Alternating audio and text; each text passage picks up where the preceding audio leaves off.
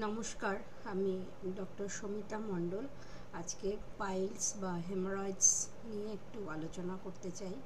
এটাও lifestyle disease বা খুব কমন অসুখ। আমাদের জীবনযাত্রার বিভিন্ন রকম ভুল কতগুলো অভ্যাসের কারণে পাইলস রোগটা হয়। তার মধ্যে একটা হচ্ছে কম ফাইবারযুক্ত খাবার খাওয়া, অল্প জল খাওয়া বা নিয়মিত ব্যায়াম না করা, হাঁটাচলা না করা, বেশি বসে বসে প্রলং সিটিং বা অনেকক্ষণ বসে বসে আমাদের যে কম্পিউটারে কাজ করতে হয়, এসব কারণে এবং ওজন অতিরিক্ত বাড়লে পাইলসের সম্ভাবনা বাড়ে। তো পাইলসে যেটা হয়, রক্তথলি যেগুলো থাকে আমাদের মলদ্বারের ঠিক ওপরের দিকে, এই রক্তথলি ফেটে যায় ক্রনিক পায়খানার সময় প্রেশার দেওয়ার কারণে। তো সেই জন্যে এই রোগটা আমাদের প্রথম থেকেই খেয়াল রাখা উচিত, যাতে এই রোগটা আমরা প্রতিরোধ করতে পারি এবং যদি একবার হয়ে যায় তার যথাযথ চিকিৎসা করানো কিন্তু জরুরি। যাতে প্রতিরোধ করতে পারি তার জন্য রোগীর খাদ্যাভ্যাস এবং জীবনধারা উন্নয়নে বিশেষ গুরুত্ব দিতে হবে। আমাদের শাকসবজি এবং হাই ফাইবারযুক্ত খাবার এসবগুলি ইত্যাদি খেতে হবে এবং ব্যায়াম করতে হবে, হাঁটাচলা করতে হবে রেগুলার। এগুলো কিন্তু অত্যন্ত জরুরি।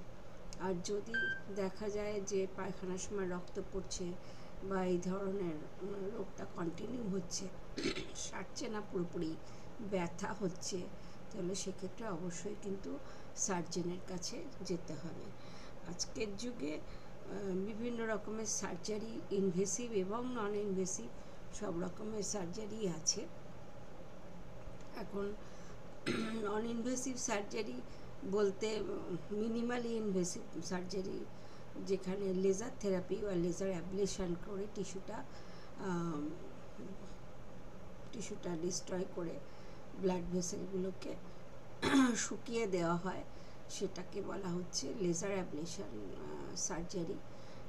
সেই লেজার অ্যাবলেশন সার্জারি কিন্তু কম যন্ত্রণাদায়ক, সময় কম লাগে, একটু খরচ বেশি হয়, কিন্তু অপারেশন লাগে না এবং এটা অল্প সময়ের মধ্যেই লেজার রশ্মি দিয়ে যেহেতু জায়গাটাকে রক্তপাত বন্ধ করে দেওয়া হয় হেমারয়েডসে এবং জায়গাটা শুকিয়ে যায়, এখানে কোনো হসপিটালাইজেশনের প্রয়োজন হয় না। ডে কেয়ার সার্জারি করা হয়, ডে কেয়ারের মাধ্যমে এই অপারেশনটা, লেজার অপারেশনটা করে মলদ্বারের পাইলস বা অর্শের চিকিৎসা করা যায়।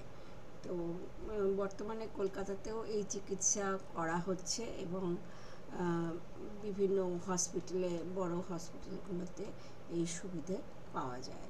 তো এই অপারেশনটার কথা আমরা একটুখানি বলবো, যদিও আমরা আগে দিনে জানতাম যে বিভিন্ন রকমের মলম পাওয়া যায়, সেই মলম লাগিয়ে বা সিজ বাত করে, মানে বেটাডিন গরম জলে দিয়ে গরম সেক করে অর্শ কমানো, ডাক্তারবাবুরা এইসব চিকিৎসাগুলো বলতেন। কিন্তু এখন সার্জারির দিকে বা লেজারের দিকে ডাক্তারবাবুরা পরামর্শ দিচ্ছেন এই কারণেই, কারণ দেখা গেছে তাইওয়ানে একটা রিসেন্ট স্টাডি হয়েছে, যেখানে দেখা গেছে যে এই সার্জারি না করালে বা লেজার না করালে ভবিষ্যতে কোলোরেক্টাল ক্যান্সার হতে পারে, 2 গুণ ঝুঁকি বেড়ে যায় এই পাইলস থেকে কোলন বা রেক্টামের ক্যান্সারের সম্ভাবনা অতিরিক্ত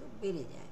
তো সেই কারণেই আমাদের এটা সময় থাকতে চিকিৎসা করিয়ে নিতে হবে এবং আমাদের জীবনশৈলীর পরিবর্তন করতে হবে।